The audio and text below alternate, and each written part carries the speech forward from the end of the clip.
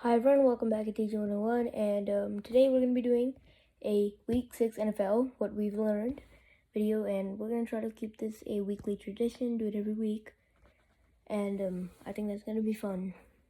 So anyways, let's get started with the games, which I will be pulling up. Alright, we're going to start with the Buccaneers game on Thursday, and so at the time I was actually not at home, so I was watching the game in the car, and it was a really close game. When I came home, I came to see the score tied, and after that, Tom Brady, he went.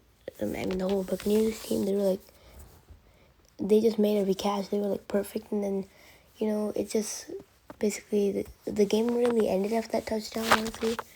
But again, I have to say, great effort by Jalen Hurts and the Eagles, and they're 2-4, and there's no way you're getting in front of the Cowboys at your current record and with the difficulty of the schedule ahead. But I can say this much, at least they've got a slight chance at making the playoffs. I mean, maybe not this season, but Hurts is a future Pro Bowler. I feel like this team's got a bright future. For the Buccaneers, they just continue to shine, which I don't like. But my teacher, ELA teacher, she's a huge Buccaneers fan, so she's definitely happy with this game. Right now, Dolphins versus Jaguars. This game was played in London. First win since Week 1, 2020. They literally lost 20 straight games, so it's good that they finally won. And that was a crazy field goal at the end of the game. So that's how they won, and it was definitely a good game overall. And Jacksonville was good. And Miami, on the other hand, like as you can see, NFL.com free article on the power rankings for the teams. Jacksonville is ahead of Miami. I agree with that. They're a young team, bright future. I could see them making the playoffs if they get better. But that's for Jacksonville and Miami. Miami's they're not good this season, but Jacksonville's probably gonna be like 3-14, maybe a little bit better. Who knows, honestly. Right now, the Chiefs game. I'm a Chiefs fan. I'm happy we won. But before anything, I want to say, rest in peace to Sean Taylor.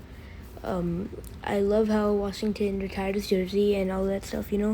I pay my respects, and I hope his family is doing fine. It's really tragic, but he's a hero. Sean Taylor is a hero for sure, and he played on the Washington football team, which at the time was known as the Redskins. And I just want to say I pay my respects. And also another thing, I just want to talk about this a little bit. So, as you could see, Jackson Mahomes was dancing in front of, like, on the retired jersey, like the jersey number of Sean Taylor. I just want to say that was just pathetic and so disrespectful. His excuses they're all dog poop. I'm not believing it. He's just making excuses now. He had no right to do it. Like, I don't care who his brother is. No, like, that's just complete disrespect right there. And as a Chiefs fan, I want him banned from Chiefs games, I mean, I don't think they're going to do that, but I want him banned because he's just making too many shenanigans, and this is just getting out of hand. And that was just completely disrespectful and stupid. So that was my opinion on that. Now let's get to the game. We had some early struggles for the Chiefs. 2 interceptions. I believe there was also a fumble or something. I'm not sure. But the Chiefs they blew it in the first half and then made it back. So Kansas City came back, and Washington, they just weren't able to hold up with that. But again, Patrick Mahomes thrown 8 interceptions, I believe, this season. That's unacceptable. If he's going to be our star, he better step up his game because they're not going to the Super Bowl if they continue to be like this. I'm saying it. I don't care how big of a win they got. With the stats that Mahomes has, they are a very roller coaster team this season.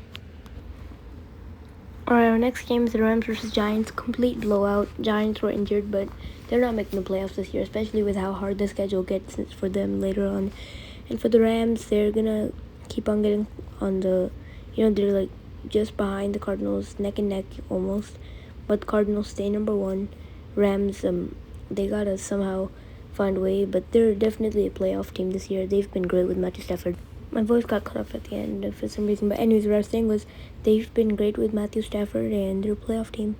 The Texans and Colts game, Colts won. It was pretty obvious it was a blowout. And Jonathan Taylor was crazy, man. That was like just amazing, honestly.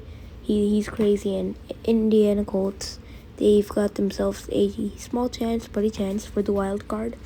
And the Texans are just the worst team in the NFL. Wins-wise, no, but overall-wise, yes. They are the worst team in the NFL, and I'm from Texas, but I think they are the worst.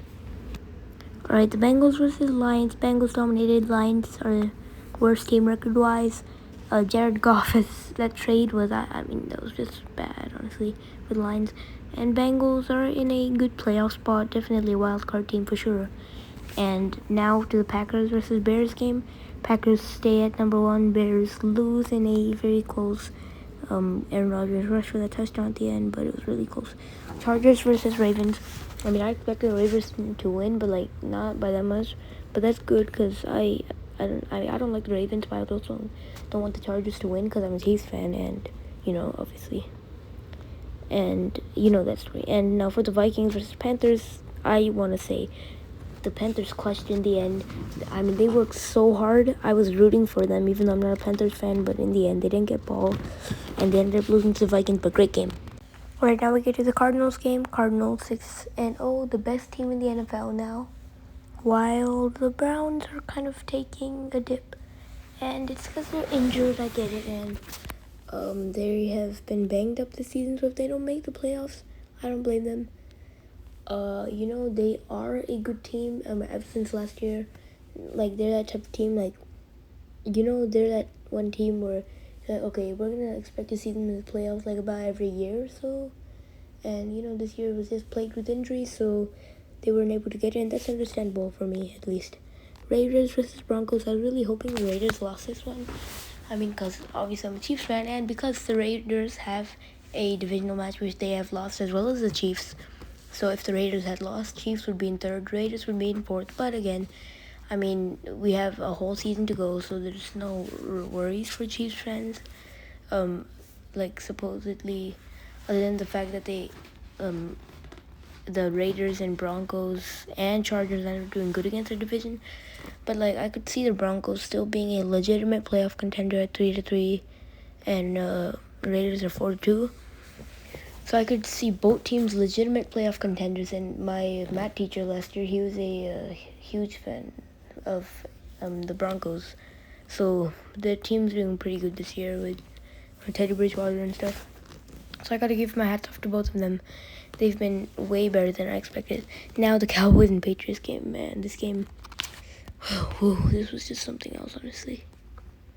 So 2 of my friends in my English class, one's a Patriots fan, one's a diehard Cowboys fan, and one's a diehard Patriots fan. So yeah, when this game happened, it was such a close game. I was actually wanting the Patriots to win, even though I live in Texas. But I don't even like the Patriots. I just wanted them to win because of the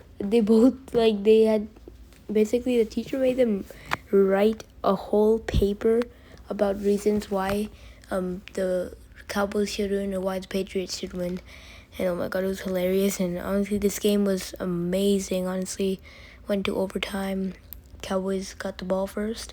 CeeDee Lamb, man, that guy. He's something else. Alright, so my voice cut out again. But as I was saying, that Dallas is legit. They are legit Super Bowl contenders this year. I think they're legit Super Bowl contenders. And as for the Patriots, had they won this match, they would have gotten a more clearer spot in the playoff picture. But losing this match just does change a lot for them. But I see them sneaking around at 7-9 or higher. I mean 7-10 or higher because we have 17 games this season.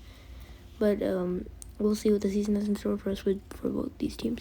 Seahawks versus Steelers. I don't have to say too much. Honestly, Steelers won, but still, I don't see any of these teams going to the playoffs. And the Seahawks were okay, but they disappointed. But then, to be fair, Russell Wilson didn't play, and honestly, though, I have to say it was a close game. We went to overtime, so we gotta keep the streak alive, And now Bills versus Titans. This game, I mean, it was just crazy. I watched it. It was probably the game of the year for me. But I just want to say something. Sean McDermott is the Buffalo Bills coach. I believe that's him. And so basically that call making Allen go for 4th and 1, 8 yards or 7 yards away, Allen shouldn't have ran it. Like, that was a controversial play. I was watching the game and I was like, dude, what are they doing? Because here's the thing. Honestly, you could have tied up the game and then waited for your chances at getting the ball possibly, or just because Buffalo's defense is so good, they could have stopped Tennessee even if Tennessee got the ball in overtime at first. So I don't know why they did that. It was but I don't blame him. It was really close. They probably missed by a few inches. So this was my pick for the game of the year so far. It was an amazing game, and that's it for my video. I hope you guys liked it, and please like and subscribe. Alright, bye. See y'all next time.